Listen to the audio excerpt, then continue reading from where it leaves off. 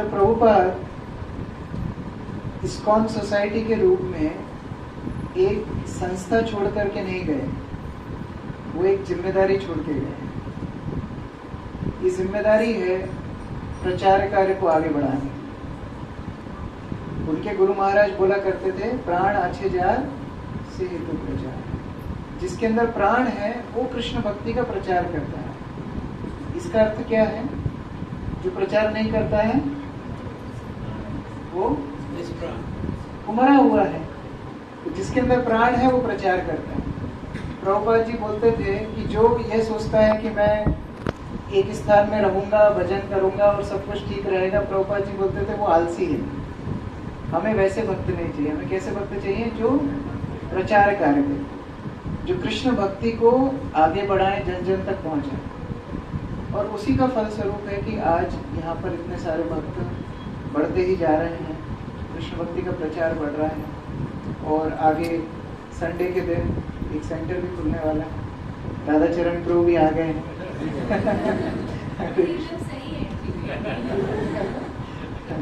हरे कृष्ण। 8421 किसी के क्या है? 8421 गाड़ी है किसी की क्या? हरे कृष्ण। और ये तभी संभव है जब हम आध्यात्मिक जगत को भौतिक जगत से ज्यादा प्राथमिकता दें। जितने दिन हम ये सोचते रहेंगे कि भौतिक जगत बहुत अच्छा है, उतने दिन हम प्रचार नहीं कर पाएंगे।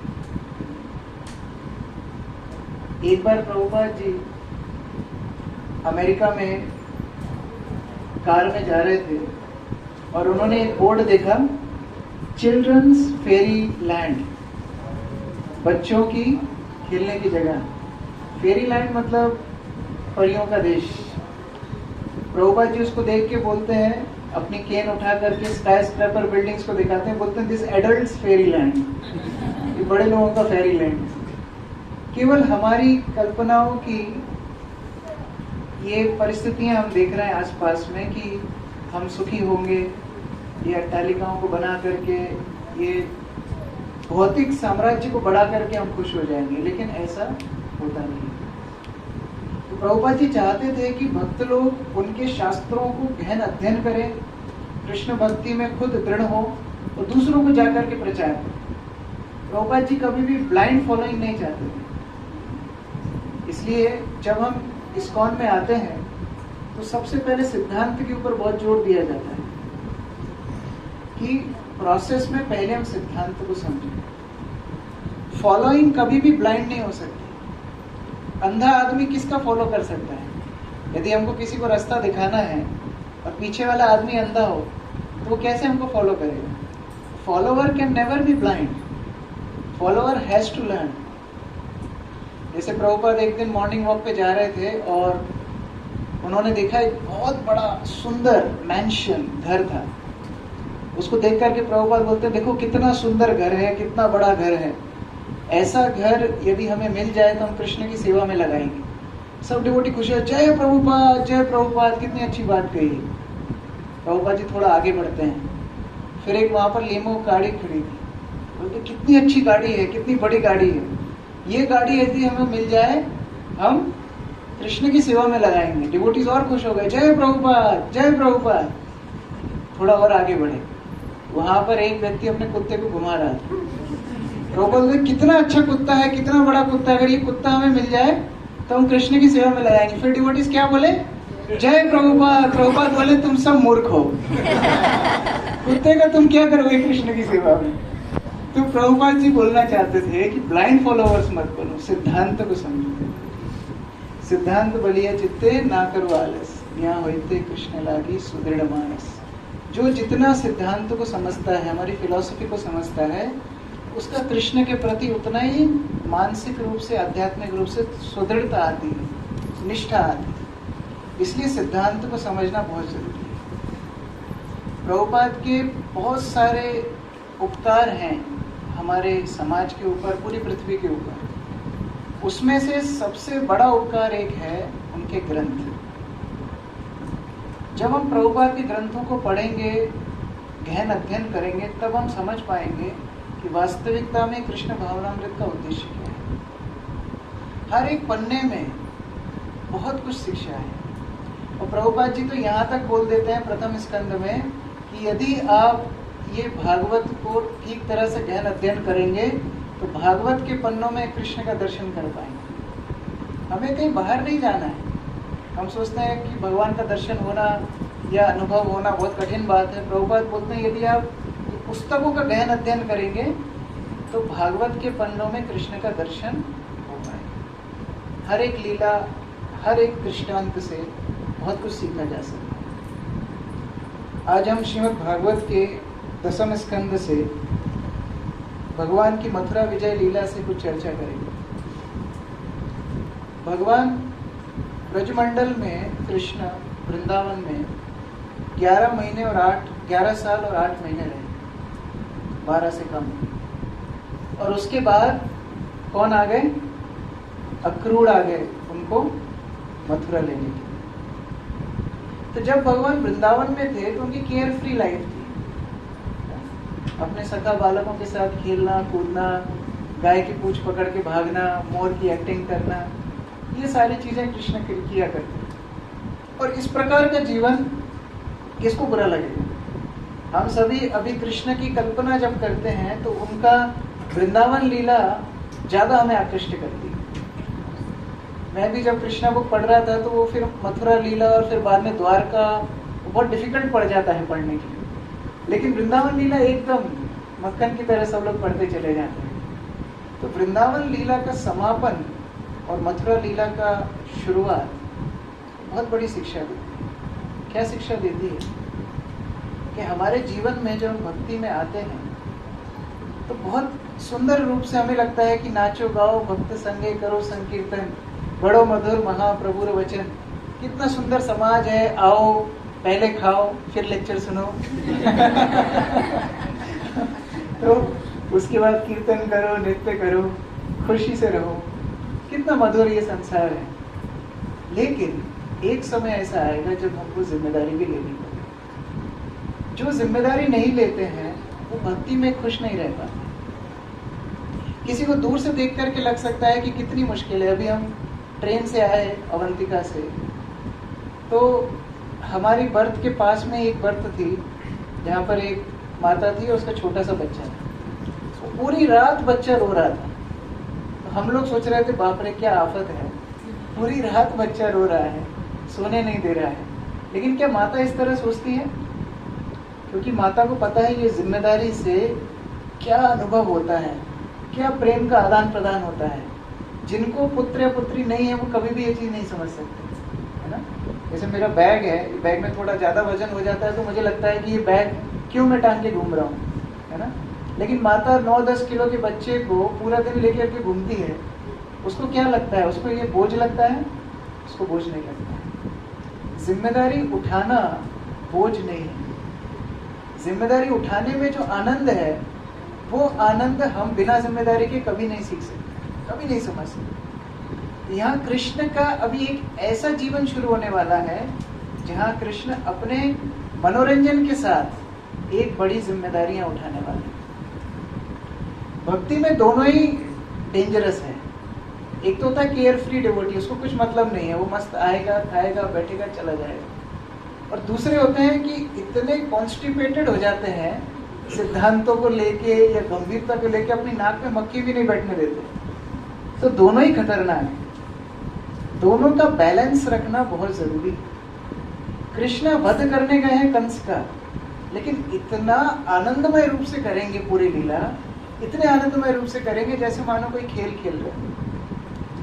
हम लोग जब डी-लैंड में थे तो परम आराध्य गुरु महाराज श्री श्रीमद भक्तिचारू महाराज ने एक दिन इष्ट गोष्ठी ली, और इष्ट गोष्ठी में उन्होंने बहुत सुंदर एक बात बोली। उन्होंने बोला सेवा को सेवा मत समझो, सेवा को ऐसे समझो जैसे कोई बच्चा खेल खेलता है। तो क्या वो समय देखता है? क्या वो बर्डन देखता है? क्या वो ये देखता है कि खेल के बाद उसको क्या मिलेगा? ये सब कुछ नहीं देखता है। वो केवल आनंद के लिए खेल खेलता है। उसका आनंद खेल खेलने में ही है। इसी प्रकार सेवा में ही आनंद होना चाहिए। ऐसा नहीं है सेवा करके मेरी तारीफ होगी तब आनंद मिलेगा, सेवा होने के बाद मुझे कुछ रिजल्ट मिलेगा तब आनंद मिलेगा, मैं सेवा करूंगा, प्रचार करूंगा, 100 लोग और जुड़ जाएंगे, वो अचीवमेंट ही मुझे सुख मिलेगा। नहीं, सेवा में ही आनंद ढूंढना ये बहुत बड़ी बात है। ये सेवा आनंद बहुत बड़ी चीज है। प्रेम आनंद के भी ऊपर आता है सेवा आनंद। प्रेम का जो आस्वादन कर रहे हैं उससे भी बड़ी चीज है सेवा। इसलिए भक्त लोग मुक्ति को भी ठुकरा देते हैं अगर सेवा ना हो। अभी 2-3 दिन पहले अक्षय तृतीया थी।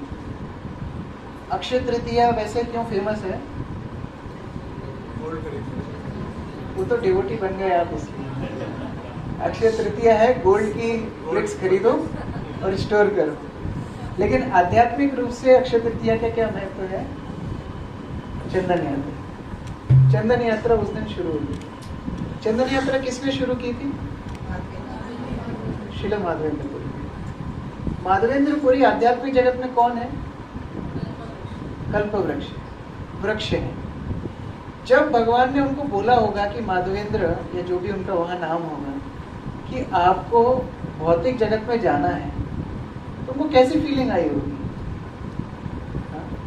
कभी हम लोग मायापुर जाते हैं, वृंदावन जाते हैं, आप लोग उज्जैन आते हैं, लौटते समय कैसा लगता है? जान छूटी, अभी सुबह नहीं उठना पड़ेगा। सुबह तो यहाँ राधा चरण को भी उठाएंगे, लेकिन फिर भी एक दुख होता है। जो आध्यात्मिक जगत में कल्प वृक्ष है, उसको भगवान ने जब बोला होगा कि तुम भौतिक संसार में जाओ, तो उनको कैसा लगा होगा? बड़ा दुख लगा होगा। वहां पर उनकी क्या सेवा होती थी? वृक्ष की क्या सेवा हो सकती है? हाँ,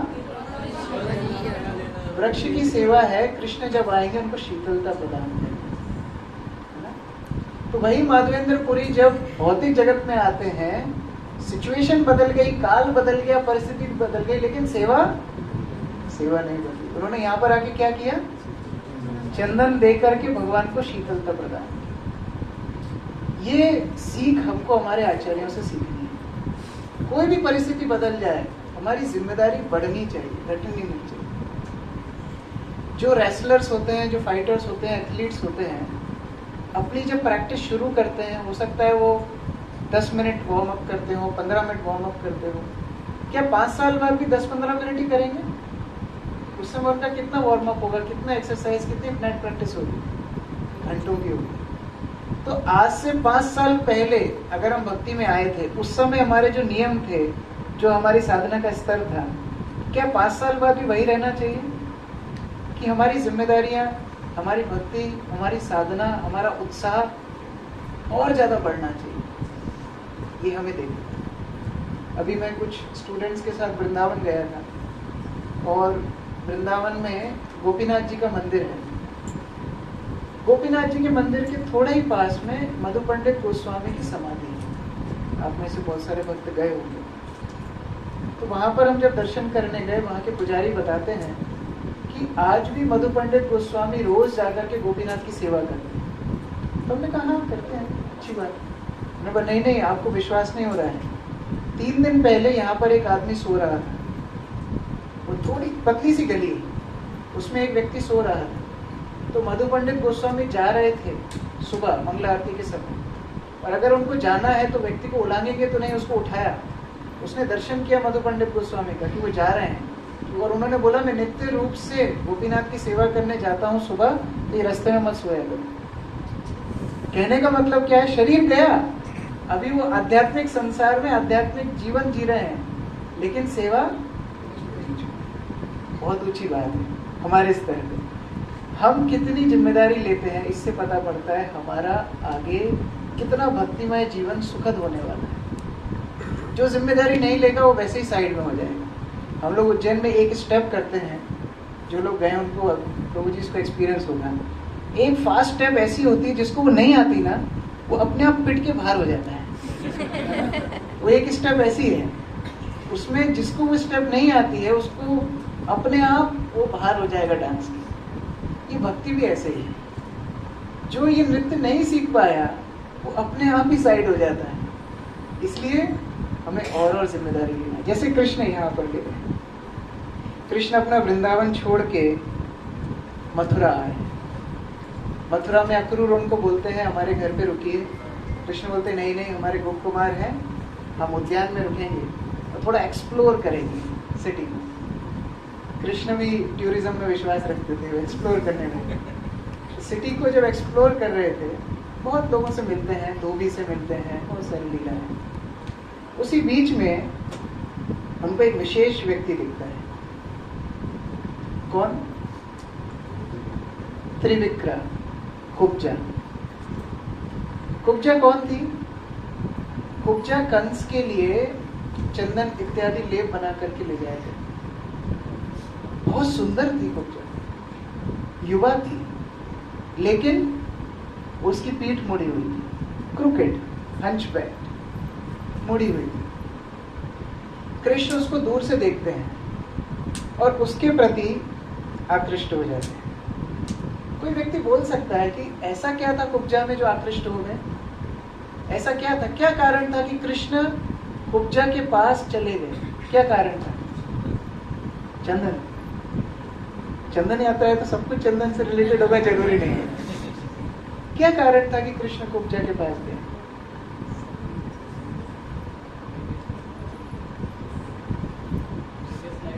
ओके, प्रीवियस लाइफ में वचन दिया था। और हाँ, अभी तो कृष्ण को कोई सेवा की नहीं होगी। जिस चीज का कारण हो,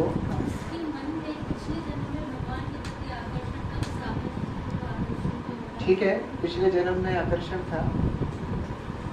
जिस चीज का कारण हो उसको कृपा नहीं बोलते।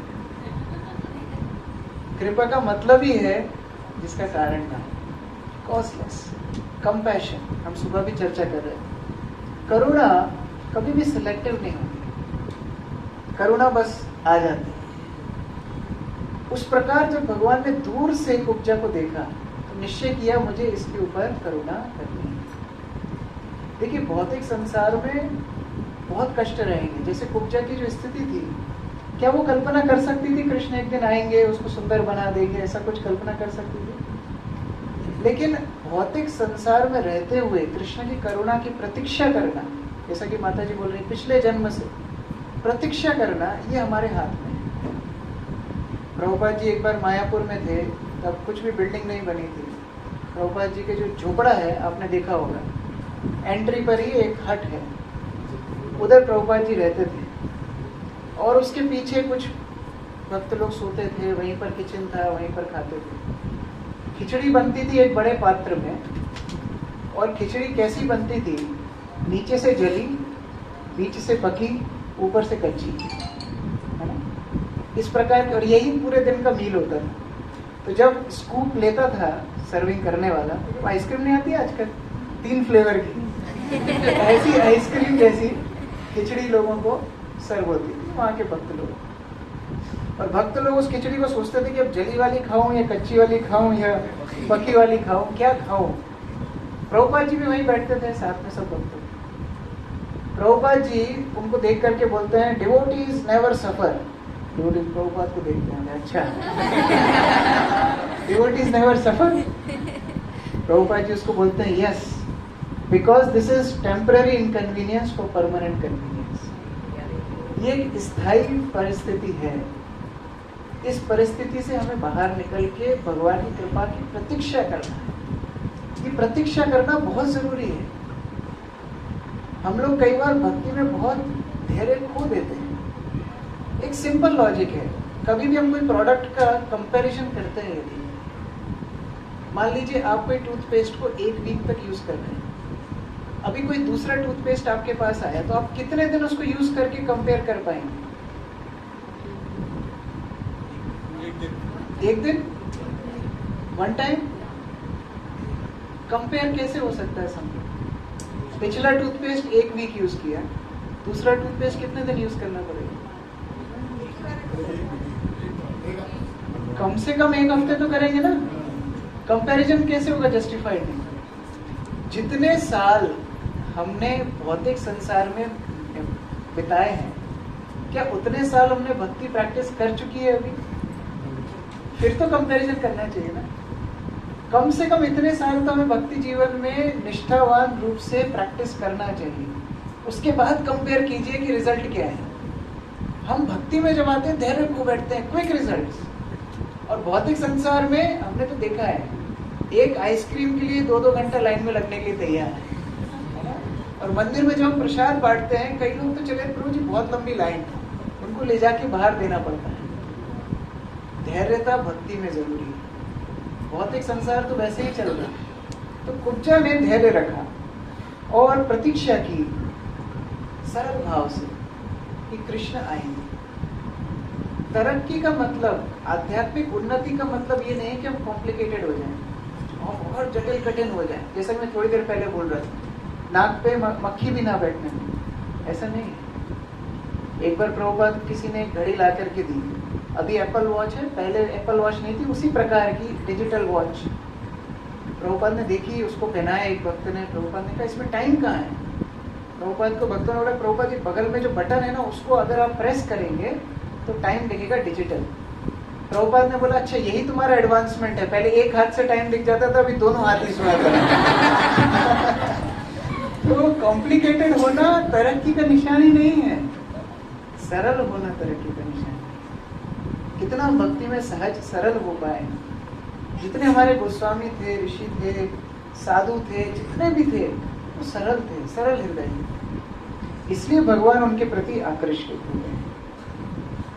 तो प्रभुपाद बहुत सुंदर, प्रभुपाद ने इस कृष्णा बुक में ये चैप्टर बहुत अच्छे से वर्णन किया है, कैसे कुब्जा सुंदर रूप से अपनी सेवा करती है, प्रतीक्षा कर रही थी भगवान, और भगवान आ करके उसको सुंदरी कह करके बुलाते हैं। तो कोई बोल सकता है कि ऐसे नहीं छेड़ना चाहिए ना किसी को। अभी कोई व्यक्ति अंधा है, उसको बोले कमल लोचन, बुरा लगेगा। कोई लंगड़ा है, उसको आप बोले कि आप बहुत अच्छा भाग सकते हैं, उसको बुरा लगेगा। अब ये कुब्जा है, इसको भगवान ने क्या छेड़ने के लिए इस तरह बोला था?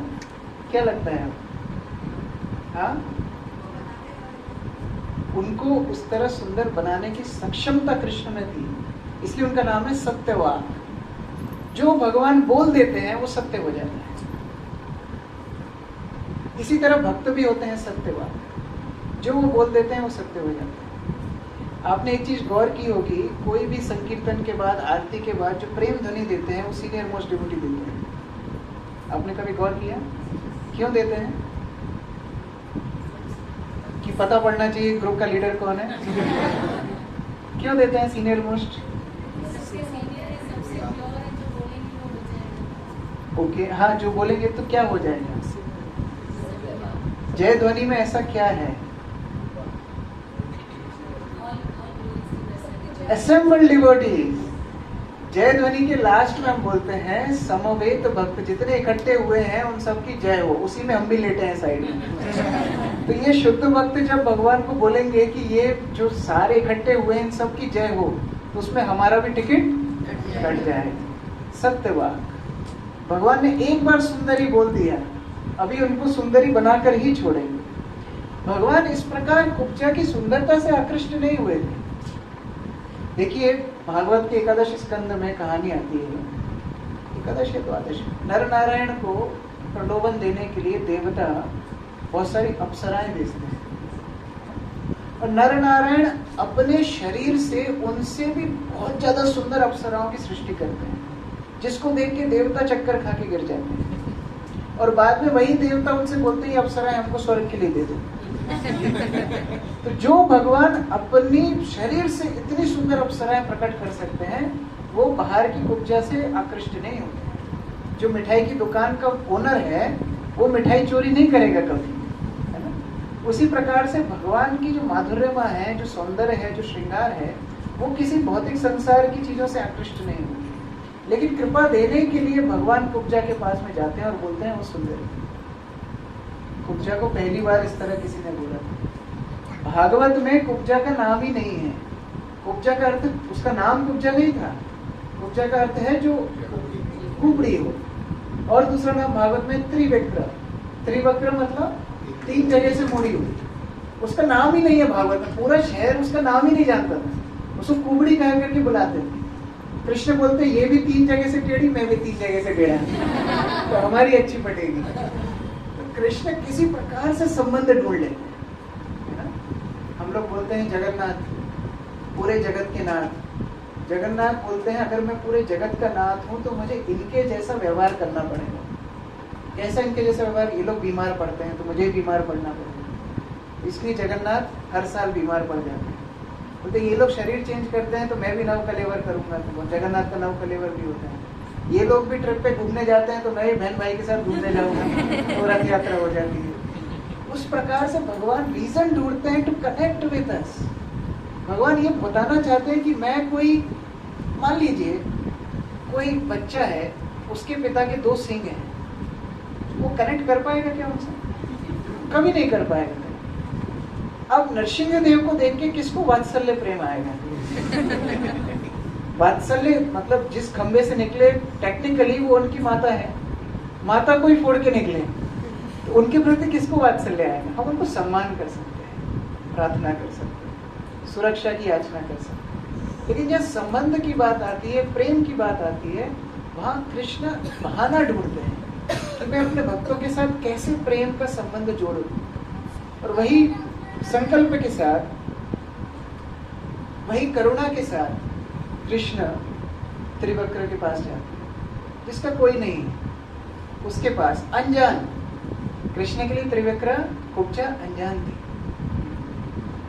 एक बार श्रील प्रभुपाद उसी प्रकार से, शायद सैन फ्रांसिस्को की बात है, प्रभुपाद की गीता निकल चुकी थी, पब्लिश हो चुकी, और फर्स्ट रिव्यू प्रोग्राम था जहां पर उनकी बुक का लोग आकर के एप्रिशिएशन करने वाले। बहुत बड़ी बात थी प्रभुपाद की। प्रभुपाद ने अपने शिष्यों को बुलाया, उसमें एक माता जी थी अष्ट सखी देवी दासी, उनको बोला कि फीस्ट बनानी है लगभग 200 लोगों के लिए। प्रभुपाद जी ठीक है हो जाएगा, मेन्यू बताइए। पूड़ी, सब्जी, दाल, राइस और गुलाब जामुन। अष्ट सखी देवी माता जी बोलती है प्रभुपाद ये सब बाहर के तो पैन केक ये सब कुछ बनाएंगे तो होगा, नहीं गुलाब जामुन। ठीक है, बेचारी ने बहुत कठिनाई से बनाया। अब ले जाने की जब बारी आई, कैसे ले जाएंगे? टैक्सी में। टैक्सी में जब गरम गरम बर्तन सारे रखे तो टैक्सी में धुआं छा गया। वो टैक्सी इंडियन टैक्सी नहीं थी, वो ना अमेरिकन टैक्सी थी। तो वो ड्राइवर भी चिल्लाने लगा तुम लोग क्या कर रहे हो? यष्ट देवी बोलती हैं चलो चलो तुम आगे ध्यान दो। किसी तरह जब गंतव्य तक पहुंचे तो उसकी टैक्सी में पूरी चाशनी फैल चुकी थी। अभी उसने लड़ाई मचा दी, किसी प्रकार से उसको शांत किया, प्रसाद लेकर के गए। प्रभुपाद जी प्रवचन देने के लिए जा ही रहे थे, प्रभुपाद जी बोलते हैं प्रसाद आ गया? हाँ प्रभुपाद। प्रभुपाद जी को शायद व्हाट्सएप मिल गया होगा कि सूरत में लेक्चर के पहले प्रसाद होता है। तो प्रभुपाद ने बोला हम भी लेक्चर के पहले प्रसाद लेंगे। प्रभुपाद ने बोला परोसो हमको। तो उनके सर्वेंट आए, अष्टदेवी माता जी को बोला दे दीजिए प्रसाद।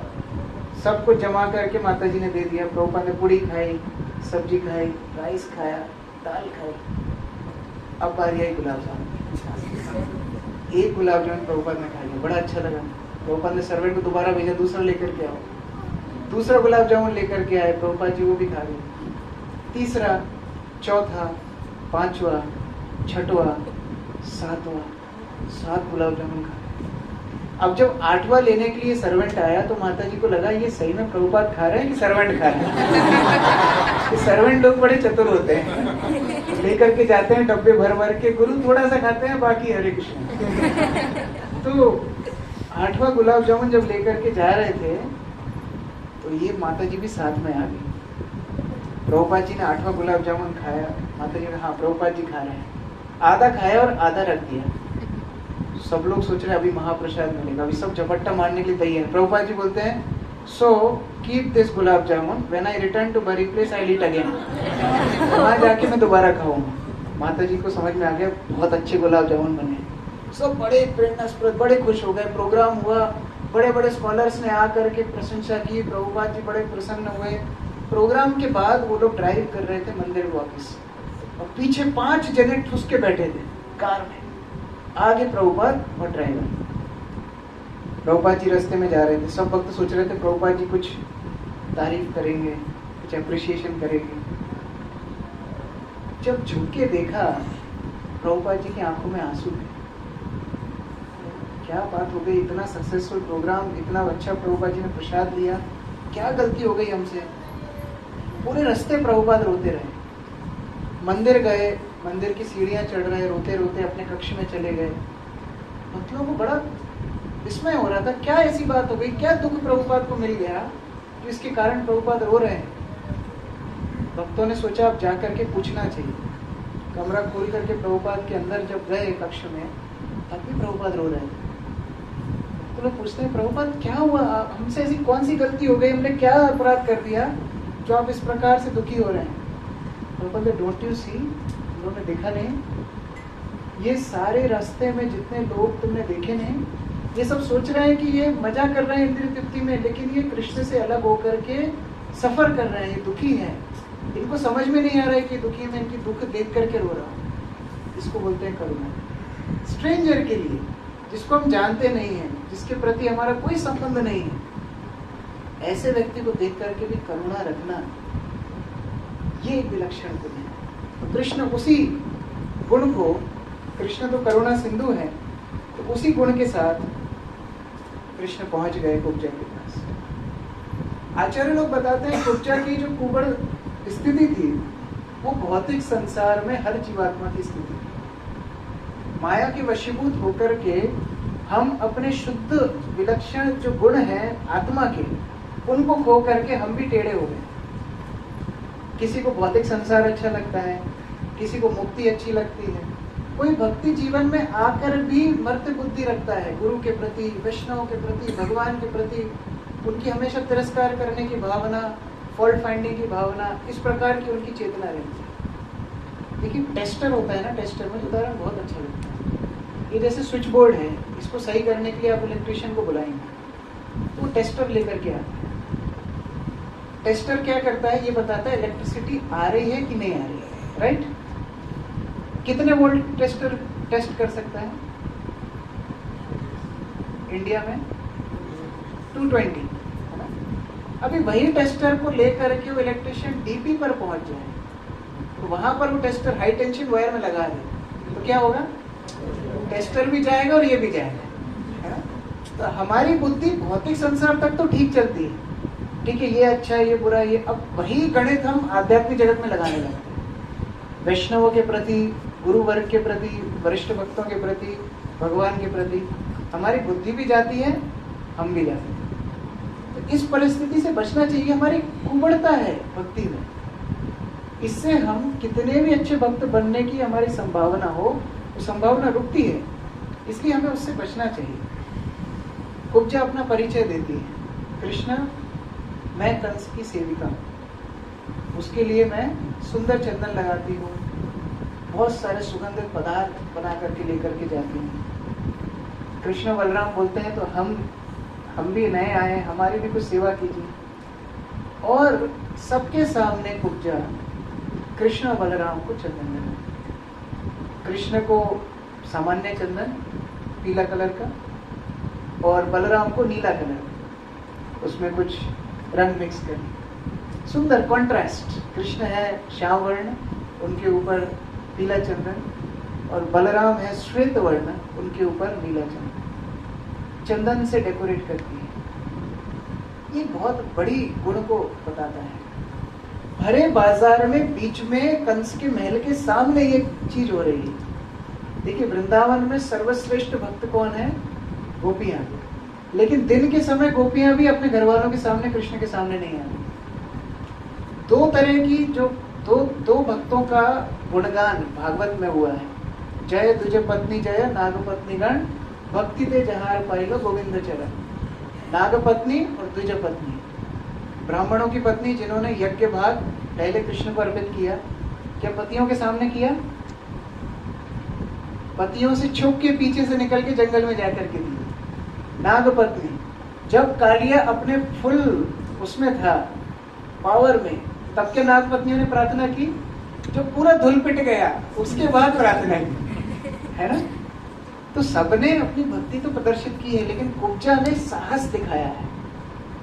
वहां कंस के राजमहल के सामने, पूरे बाजार के सामने कृष्ण बलराम को कंस के लिए जो चंदन ले जाने वाली थी वो चंदन लगाया। भक्ति में ये साहस बहुत जरूरी है। हम लोग क्यों डरते हैं तिलक लगाने में? हम लोग क्यों डरते हैं धोती कुर्ता पहनने में? हम क्यों डरते हैं दूसरों को ये बताने में कि हम भक्त हैं?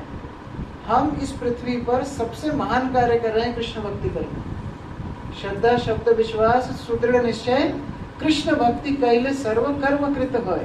ये हमारी श्रद्धा का परिचय है कि हमें ये विश्वास हो जाए कि कृष्ण भक्ति करने से सारे कर्म हो जाते हैं। तो अगर हम सर्वश्रेष्ठ चीज कर रहे हैं तो हम छुपा क्यों रहे हैं? हम क्यों अपने आप को दूसरों से कम समझ रहे हैं? ये भावना हमारे अंदर नहीं होना चाहिए। हमें तो कोई कंस रोकने के लिए नहीं आने वाला है, लेकिन फिर भी हमारे अंदर वो हिम्मत नहीं है। कृष्ण कुब्जा के प्रति इस प्रकार से आकर्षित हो गए, उसकी हिम्मत देखकर अब कृष्ण ने निश्चय किया हमको इनको कुछ आदान प्रदान करना चाहिए। कृष्ण ने क्या किया? क्या बोलते हैं उसको? कायरोपैट्रिक ट्रीटमेंट। कृष्ण ने अपने पैर कुब्जा के पैर के ऊपर रखे और दोनों हाथ की उंगलियां कुब्जा की ठुड्डी पर रखी। एक कायरोपैट्रिक का झटका लगाया, कुब्जा एकदम सीधी। कृष्ण का स्पर्श, मुकुंद स्पर्शम, भागवत में लिखा मुकुंद स्पर्शम। कृष्ण का स्पर्श हमारे जीवन में बहुत जरूरी है। मुश्किल क्या है, हम रेनकोट पहन के चलते हैं, कृष्ण का स्पर्श ना लगे। भागवत तो है लेकिन छुएंगे नहीं, पढ़ेंगे नहीं, 16 माला होने के बाद माला को हाथ नहीं लगाएंगे। भक्तों के संग में भी गिन के जाएंगे कि प्रभु जी महीने में मैं 2 बार जाता हूँ, आज तीसरी बार बुला रहे हो आप। स्पर्श ज्यादा ना हो जाए। जो भगवान के स्पर्श में रहता है ना, भगवान उसको शुद्ध करते ही करते हैं। आप कल्पना कीजिए, आपके घर में कोई रसोईया है जो गंदा रहता है, मैले उसके कपड़े हैं, बिल्कुल उसकी गंदी आदतें हैं, क्या आप उसके हाथ से खाएंगे? नहीं खाएंगे। या तो आप रसोईया चेंज कर देंगे या फिर उसको आप स्वच्छ बना देंगे। यही तो संभावना है। जो लोग भगवान की पुजारी सेवा करते हैं, 2 ही ऑप्शन है भगवान के पास, या तो वो उनको शुद्ध कर दें, है ना, या फिर पुजारी चेंज कर दें।